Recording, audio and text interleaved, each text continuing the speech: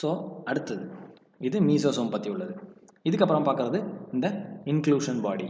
Inclusion பாடி அப்படின்னா வேறு ஒன்றுமே கிடையாது. நம்ம சைட்டோபிளாசமில் இதில் பாருங்கள், உங்களுக்கு புரிஞ்சிருக்கும். இங்கே வந்து எல்லோ கலரில் கொடுத்துருக்காங்க. இந்த எல்லோ கலர் ஃபுல்லாக என்னது, நம்மளோட நியூக்ளியாய்டு. இதில் பாருங்கள் உருண்டையாக இருக்கா, நம்ம ரைபோசோம்ஸ். இந்த உருண்டையாக இந்த இடத்துல க்ரீன் கலரில் உள்ள தண்ணி நம்ம அங்கே ப்ளூ கலரில் பார்த்தால அந்த தண்ணி வந்து சைட்டோபிளாசம். ஸோ இந்த ஸ்ட்ரக்சர்லாம் நமக்கு புரிஞ்சிருச்சா? இப்போ நம்ம என்ன பண்ணிட்டோம், ஒரு வாலாக உடச்சி இந்த க்ரீன் கலரில் உள்ள ஏரியாவுக்கு வந்தோம். பக்கத்தில் போய் பார்த்தோம், அந்த இடத்துல ரைபோசோம்ஸ் இருந்துச்சு. ரைபோசோம் பற்றி படிச்சிருக்கோம். இப்போ அதுக்கப்புறம் இந்த பக்கம் நடந்து வந்தால் இங்கே என்ன இருக்குது, நம்மளோட மீசோசோம்ஸ் இருந்துச்சு. அதை பற்றி படித்தோம். இங்கே பார்த்தா இங்கே ஏதோ எல்லோ கலரில் பெருசாக ப்ளூ கலரில் எல்லோ கலரில் இருந்துச்சு. இதை பற்றி நம்ம படித்தோம். நியூக்ளியாய்டு அப்படின்னா என்னங்கிறத படித்தோம். இப்போ அடுத்து என்ன பண்ணிகிட்டு இருக்கோம், இந்த இடத்துல இன்க்ளூஷன் பாடி அப்படின்னு சொல்லிட்டு குட்டி குட்டியாக இந்த இடத்துல இருக்குது. இந்த இன்க்ளூஷன் பாடி என்னங்கிறத நம்ம போய் பார்க்கணும். இந்த இன்க்ளூஷன் பாடி அப்படிங்கிறது வேறு ஒன்றும் கிடையாது. நம்ம இப்போ வந்து கம்மியாக சாப்பிட்டுருக்கோம். இப்போ அதிகமாக சாப்பிட பெரியவங்களுக்குலாம் பாருங்கள், பெருசாக ஒரு வயிறு இருக்கும், தொப்பை அப்படின்னு சொல்லுவோம். எதனால் அவங்களுக்கு பெருசாக இருக்குது அப்படின்னா, அவங்க வந்து சாப்பிட்ட சாப்பாடு எல்லாத்தையும் ஃபேட்டாக நம்ம உடம்புல ஸ்டோர் பண்ணி வச்சுருக்காங்க. கொழுப்பு சத்தாக ஸ்டோர் பண்ணியிருக்காங்க. கொழுப்பு நிறையா இருக்குன்னு சொல்கிறோம்ல அது.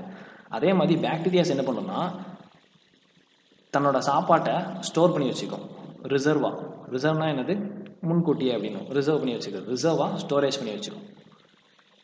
அப்படி ஸ்டோரேஜ் பண்ணுறதுக்கு ஒரு பாத்திரம் தேவை. அந்த பாத்திரத்துக்கு பேர் தான் இன்க்ளூஷன் பாடி. இப்படி உருண்டையாக இருக்கும், உள்ளே வந்து சாப்பாடை போட்டு ஸ்டோர் பண்ணி வச்சுக்கும். இதுதான் அந்த இன்க்ளூஷன் பாடி அப்படின்னு சொல்லுவாங்க. ஓகேவா?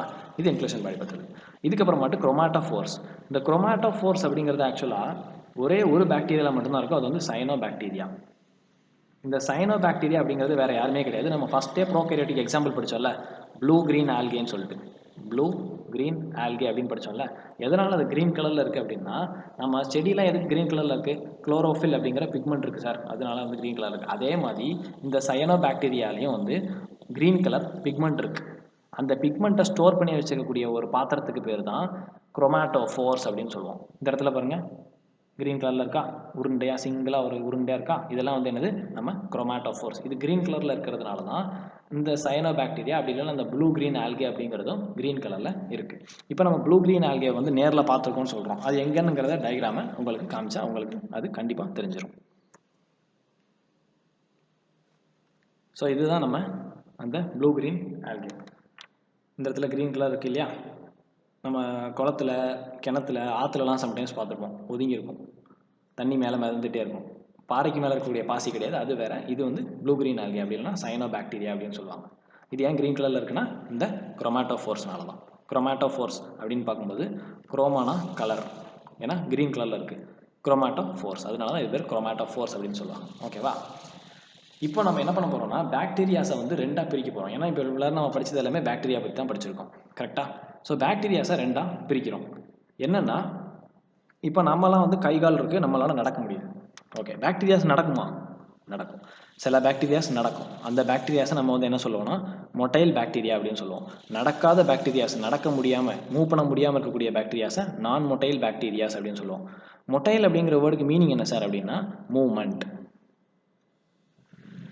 ஒரு இடத்துலேருந்து இன்னொரு இடத்துக்கு மூவ் பண்ணுறத மொட்டைல் அப்படின்னு சொல்லுவோம். நான் மொட்டைல்னா மூவ் பண்ணாதது. எதை வச்சு மூவ் பண்ணும் அப்படின்னு கேட்டால், நம்ம வந்து கை கால் வச்சுருக்க மாதிரி, நமக்கு கால் இருக்கிற மாதிரி பாக்டீரியாஸுக்கு ஃப்ளஜெல்லா அப்படின்னு ஒரு ஸ்ட்ரக்சர் இருக்கும். இந்த ஸ்ட்ரக்சரை வச்சு தான் அது மூவ் பண்ணும். ஃப்ளஜெல்லா அப்படிங்கிற ஸ்ட்ரக்சரை பற்றி நம்ம தெரிஞ்சுக்கணும் அப்போ கண்டிப்பாக. இது போக ஃபிம்ப்ரியே, ஃபஸ்ட்டு நம்ம எந்திரிச்சு நிற்கணும், அப்போ தான் நம்மளால் நடக்க முடியும். அப்போ ஃபிம்ப்ரியே அப்படிங்கிறது வந்து அட்டாச்மெண்ட்டுக்கு ஹெல்ப் பண்ணும். பாக்டீரியாஸ் வந்து ஒரு இடத்துல அட்டாச் ஆகிறதுக்காண்டி ஃபஸ்ட்டு ஹெல்ப் பண்ணும். அட்டாச் ஆனதுக்கப்புறமாட்டு அது நடக்கிறதுக்கு ஹெல்ப் பண்ணுறது ஃப்ளஜெல்லா. அது கூட சேர்ந்த இன்னொரு ஸ்ட்ரக்சர் வந்து பைலை அப்படின்னு சொல்லுவாங்க. இது ஆக்சுவலாக கான்ஜுகேஷன் அப்படிங்கிற ஒரு ப்ராசஸுக்கு ஹெல்ப் பண்ணும். கான்ஜுகேஷன் அப்படிங்கிறது என்னென்னா, இது வந்து ஒரு டைப் ஆஃப் செக்ஷுவல் கான்டாக்ட். பாக்டீரியாவுக்கும் நடுவில் உள்ள ஒரு செக்ஷுவல் கான்டாக்ட். ஸோ இது ஒரு பாக்டீரியான்னு வச்சுக்கலாம், இது இன்னொரு பாக்டீரியான்னு வச்சுக்கலாம். ஓகேவா? இப்போ இந்த பாக்டீரியாவுக்குள்ள நம்மளோட நியூக்ளியாய்டு இருக்கும், இந்த பாக்டீரியாக்குள்ளேயும் நியூக்ளியாய்டு இருக்கும். இந்த ரெண்டு பாக்டீரியாவை என்ன பண்ணுன்னா, தன்னோட நியூக்ளியாய்டை இந்த பாக்டீரியாவுக்கு இது கொடுக்கும், இந்த பாக்டீரியா கொடுக்கும். இப்படி கொடுக்கக்கூடிய இந்த ப்ராசஸை பேர் தான் நம்ம கான்ஜுகேஷன் அப்படின்னு சொல்கிறோம். இதுக்கு ஹெல்ப் பண்ணுறதுக்கு ஒரு அட்டாச்மெண்ட் தேவை. அப்போ தானே இது வந்து இந்த நியூக்ளியாய்டை இது வழியாக அனுப்ப முடியும், இது வந்து இந்த நியூக்ளியாய்டை இது வழியாக அனுப்ப முடியும். அப்படி ஒரு பிரிட்ஜ் மாதிரி ஒரு ஃபார்ம் பண்ணுறது தான் நம்ம வந்து பைலை அப்படிங்கிறத சொல்லுவோம். இதுக்கு இன்னொரு பேர் வந்து செக்ஸ் பைலை அப்படின்னு சொல்லுவாங்க. ஓகேவா? இது 2 பாக்டீரியாஸ் நடுவில் உள்ள ஒரு ப்ராசஸ் கான்ஜுகேஷன் அப்படின்னு சொல்கிறது. இப்போ ஃப்ளஜெல்லாவும் ஃபிம்பிரியே அப்படிங்கிற ஸ்ட்ரக்சரையும் பற்றி நாம் பார்க்கணும்.